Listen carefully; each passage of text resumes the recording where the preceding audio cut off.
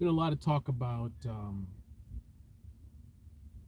Andrew Tate, and I understand that, you know, supposedly he was doing, sex trafficking, and that's what they're saying.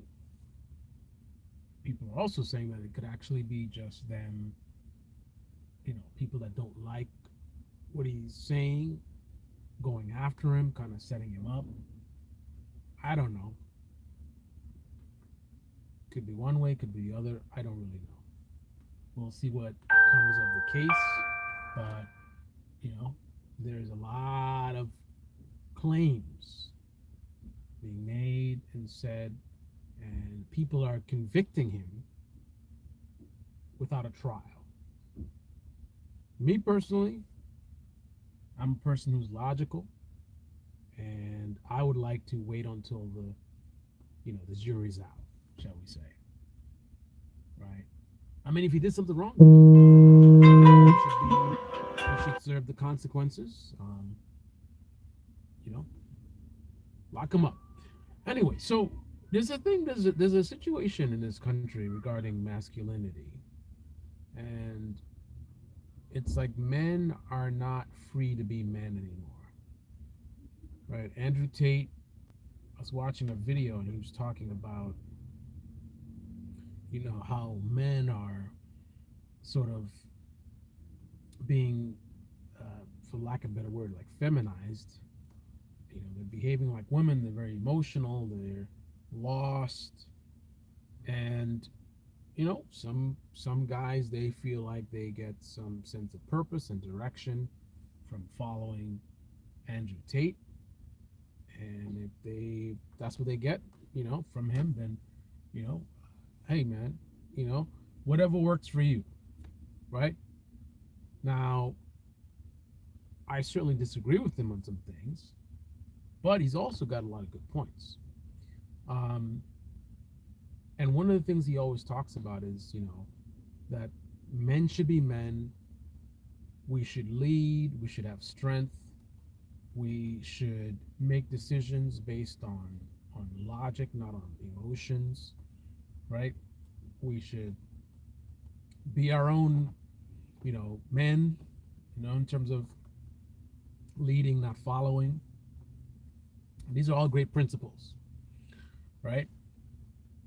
Now, for those of you guys new to my channel, you unfortunately have been taking this video seriously, didn't quite get what the message in the title was trying to say, but let me clue you in. So, what I just did is I demonstrated how to make money using Andrew Tate's name, using popular propaganda techniques.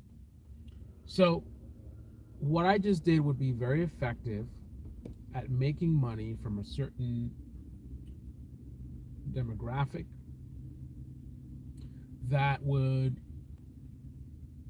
sort of be attracted to Andrew Tate's personality, his message, right? So if I wanted to target that certain group of people that would like Andrew Tate, while at the same time I want to protect myself from, you know, sort of, hey, this guy might be a sex trafficker or whatever, and here I am promoting his stuff, right? So the way I did things is in a way that I have protection from that.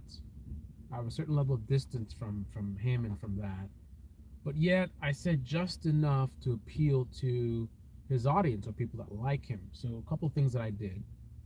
First of all, I leaned in terms of what he was accused of, giving the impression that I'm not afraid to talk about it. I'm not like hiding anything. If anyone tries to say, how come you only talk about this and you don't talk about what he did? I can say, no, I talked about it. I told my audience, I informed him. I told him about the sex trafficking. And I told him if he got convicted, he should go to jail, right? So that's all cover, right?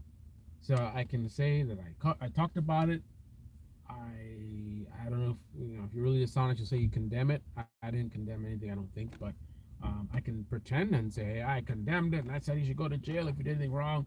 I said he should investigate. The only thing is, I said, let's be logical, let's be factual, and let's follow innocent until proven guilty. If he's guilty, lock him up. I said this, right? I didn't hide what he did, and I said he should be held accountable. What's the problem? I didn't promote him. I didn't say he's a great guy.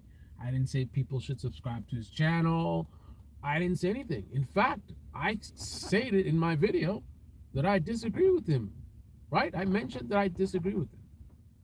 But in this particular video, I wanted to talk about some things that I actually do agree with him on, right? So that's all cover, right? So the trick about it is, if someone likes Andrew Tate, they're gonna hear what they want to hear, right? So when I talked about the sex trafficking, I said it in a very sort of dismissive kind of like, people say there's claims being made, not exact words that I used, but that was kind of how I stated it.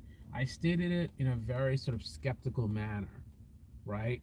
So if you're a fan of Andrew Tate, you hear me say this, you're in your mind, you're gonna feel like, I know that Andrew Tate is awesome, right? And I don't believe in the stuff that people are saying like that. Like, you probably won't believe in the accusations of Andrew Tate, and listening to me, you'll think that I think like you, right? I just don't want to get canceled because I know how it is. I'm part of the Andrew Tate Matrix. I'm probably a member of his club or whatever, right? But I'm just, it's on YouTube, and I don't want to, you know what I mean? So they say he's doing sex trafficking, but I don't know.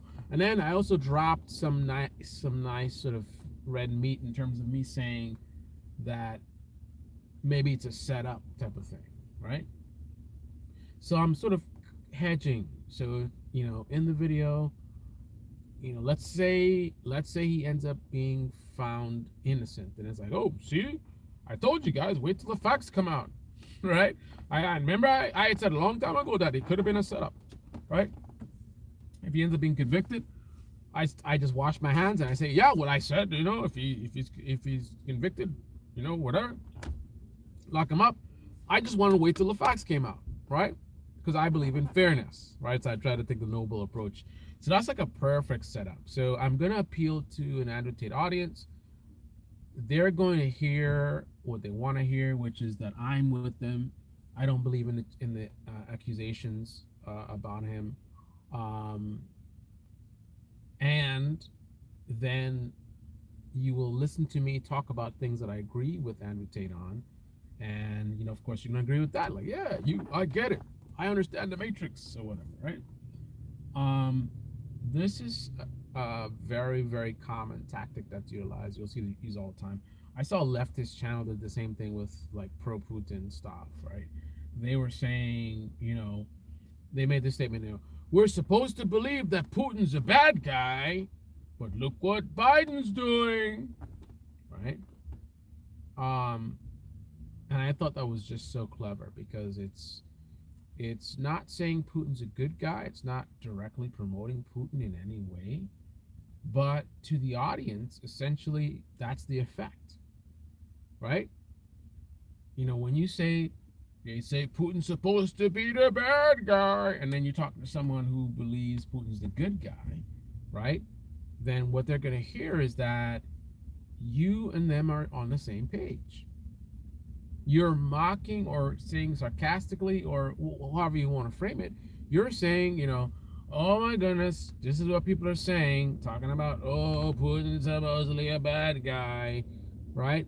But the impression I'm giving you is that I don't believe he's the bad guy, right? I believe Biden's the bad guy, right? So it's kind of a passive sort of promotion of Putin with this deniability. It's kind of like, well, I never said Putin's a good guy. I never said Putin. I was just pointing out, Biden, what he's doing, right? Right.